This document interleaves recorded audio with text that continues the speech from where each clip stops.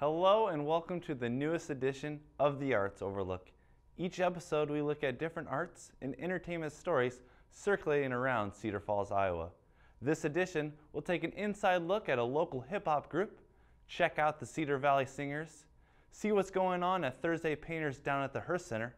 Also, we'll look at the Reaching for Higher Ground project at UNI. All this and more coming up next. Art is thriving in the Cedar Valley. It's everywhere. But if you don't know where to look, you could miss it. This is your local arts perspective.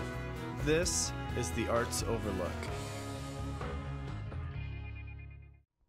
A local hip-hop group has been creating a lot of noise lately. We had the opportunity to sit down and learn a little bit more about Skool'd.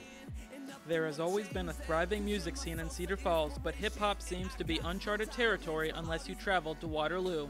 Skool'd entered the picture back in 2010, primarily as a dream while frontman Ben Haggerty and By Crew met in a class at the University of Northern Iowa.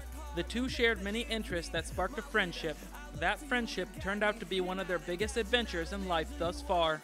We were talking about hip-hop and we had a teacher, we didn't really like her, so we talked about her, and one thing led to another. We started Skool'd. We just got together. We started writing a song, and that's when we truly knew that, it was something that we could actually do, and we might be successful in. So that was just the beginning. We didn't know what was gonna, happen in the future, obviously. The next 6 months, the duo worked with co-producers Nate Buck and Marcus Frisky on their EP titled All That Matters. Skool'd spent the remaining year promoting their image while performing with popular artists such as J. Cole, Chitty Bang, Nappy Roots, among others. In 2012, Skool'd released a 9-track project titled The Departure that included a remix of Fun's We Are Young. The response from their album was very strong, which led to their latest venture called Our Way Monday. Our Way Monday is our new series. It's a new song and video every week. Basically, we're shooting music videos once a week, creating songs once a week, doing it all in 5 days, I think. It's a lot of work, and a lot of times, we're working down to the wire, but we feel like this is the best way to show anybody and everybody, whether we know them or not, how much we want this and how hard we're willing to work for it. Our Way Monday is the latest campaign by Skool'd where they release a new song each week. A new concept music video is released revolving around that song as well. This requires a lot of time in the studio as well as on the whiteboard, as they must conceptualize their ideas then put them into action rather quickly. Skool'd has released 4 videos since starting the Our Way Monday campaign a month ago, and they are still going strong. However, Our Way Monday wasn't started as a way to promote Skool'd, but to challenge themselves as musicians. I feel like we've put out EPs and we've stayed growing in that part of it, and we've been performing and everything like that, but we haven't ever had a tougher challenge than this. So this makes us engage with our fans. We have a lot of people that will let down if we don't come through, and it makes us work on music weekly. Every week we're pretty much coming up with this concept from the ground up. A lot of these things, these songs and these videos we're putting out every Monday are, stemming from Monday after we release the record. We, are starting the next one. Our crew works really hard. Our whole team, everyone behind the scenes just helps us out so much, so it's really cool. But it's made us better artists, and we're starting to understand our sound a lot more, and I think it's going to help us out in the long run.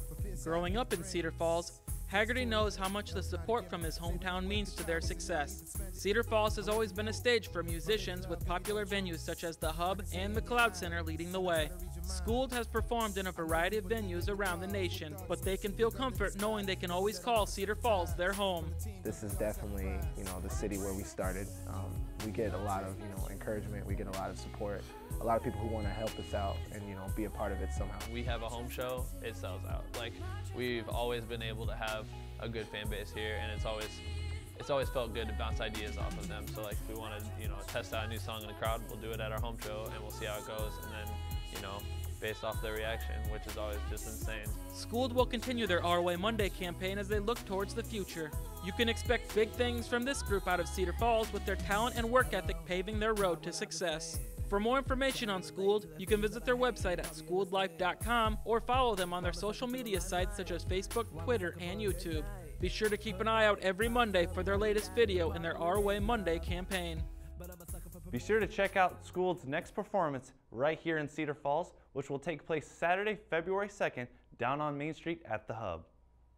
For the past 21 years, the Cedar Valley Singers have been providing wonderful music, so we had the chance to see their latest performance at the Hearst Center. For the past 21 years, the Cedar Valley Singers have been bringing a cappella music to the Cedar Valley. Sunday, December 16th, the Cedar Valley Singers performed at the Hearst Center for the Arts in Cedar Falls. Not only are they known for their wonderful music, but their unique attire as well. The Cedar Valley Singers became a singing group in 1991, and we've been singing ever since, usually in costume, and the costumes are Renaissance costumes.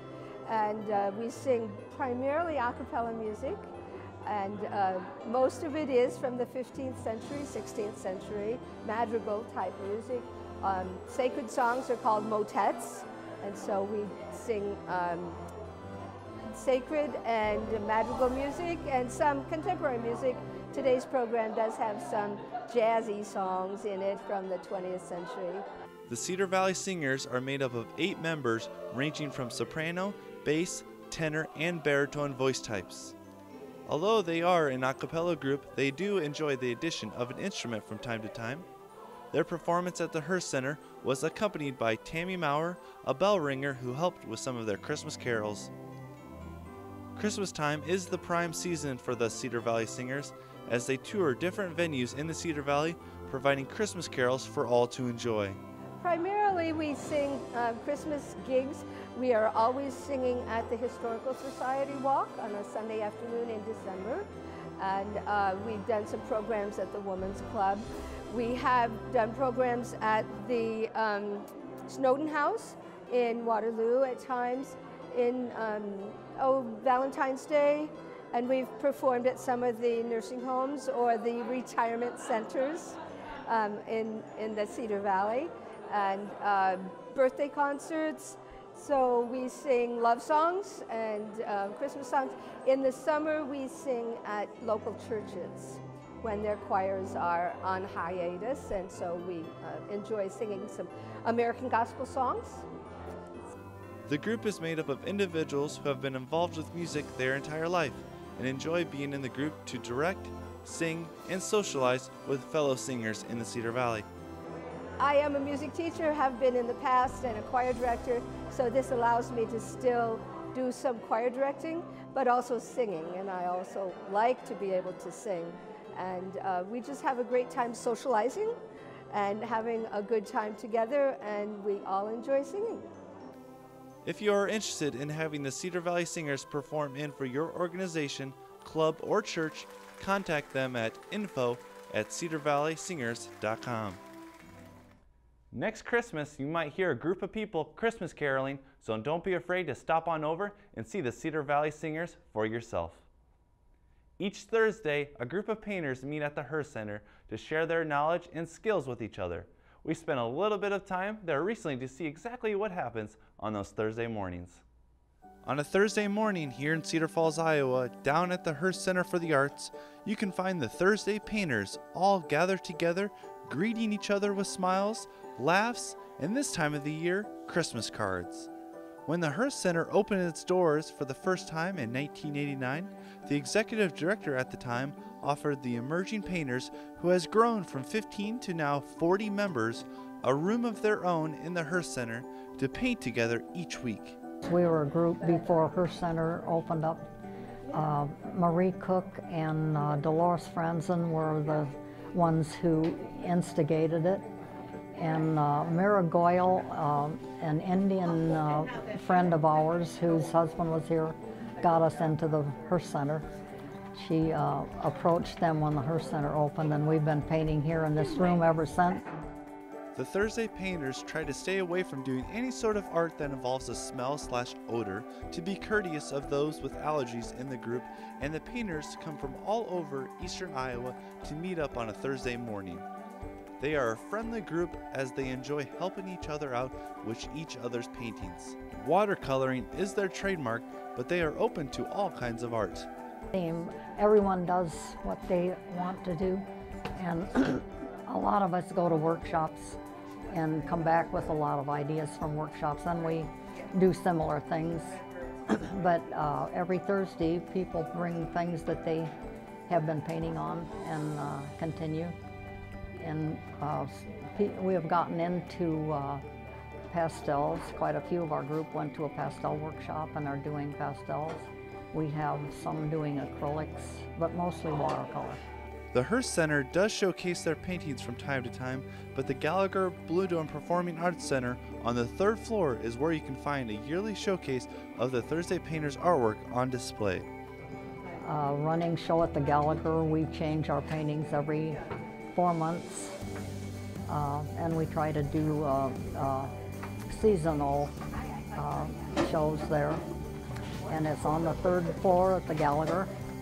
For those of you in the community that have been looking for a group to join and showcase your artistic abilities, particularly in the watercoloring department, stop on by the Hearst Center for the Arts on a Thursday morning from 9:30 a.m. to noon and meet some wonderful people that are eager to see your artwork. Thursday Painters meet from 9:30 a.m. to noon every Thursday. Whether you've been painting for years or just starting out, the Hearst Center would love to see you there. The Reaching for Higher Ground project aims to build a strong campus community with a little bit more accepting mindset of different viewpoints and backgrounds. We had a chance to take a look at this project at UNI. The 2012-2013 Reaching for Higher Ground theme is The Search for an American Dream, which will be examined through the lenses of social justice, education, and economics. The entire campus community is invited to embrace this project this year. Each week you can find a different event that you can attend to be a part of this project. There are film screenings of American classics and lectures discussing the American dream. This is the Reaching for Higher Ground project is a campus-wide kind of initiative that usually has a very specific topic. This year it's the American dream. So a lot of different events that happen on campus, whether it's lectures, film screenings, panel discussions, they've tried to really kind of have all of those have kind of a central theme of the American dream.